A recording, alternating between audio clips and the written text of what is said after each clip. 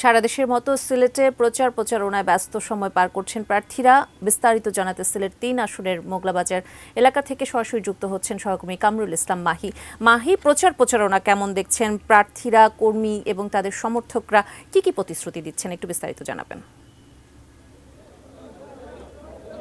মুন্নি, আমি এই মুহূর্তে আছি সিলেটের যে ৬টি সংসদীয় আসন, এর মধ্যে সবচেয়ে বড় যে সংসদীয় আসনটি সিলেট ৩ আসন।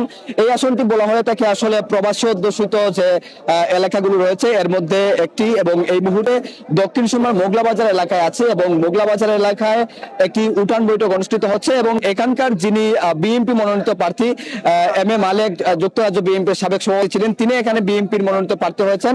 এবং তার বিপরীতে আমরা দেখেছি যে 11 দলের মনোনীত বাংলাদেশ খেলাফত মজলিসের একজন প্রার্থী রয়েছেন।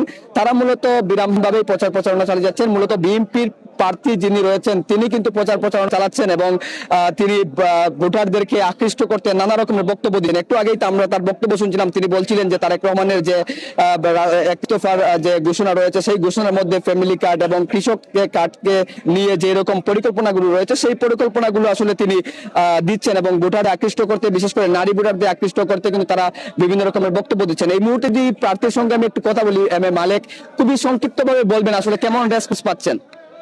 আলহামদুলিল্লাহ, আল্লাহ শুক্রিয়া যে আজকে দেশনেত্রী Begum Khaleda Zia, mother of democracy, উনি আমাকে মূলত এবং আমাদের চেয়ারম্যান সাহেব ওনারা আমাকে নমিনেশনটা দিয়েছেন এবং দেশের মানুষ, চেয়ারম্যান সাহেব দক্ষিণ সুরমা ফ্রেঞ্চগঞ্জ এলাকার যে উনি মাজার দিয়ে আসার পরে আমাদের দক্ষিণ সুরমা আসার পরে দেশের দক্ষিণ সুরমা ফ্রেঞ্চগঞ্জ বালাগঞ্জ এবং সবাই ইউনাইটেডলি তারা দানের শীষে ভোট দিবে এবং তারা বিশ্বাস করে যে জিতবো এই সিট। আমি এটা আমার বিশ্বাস।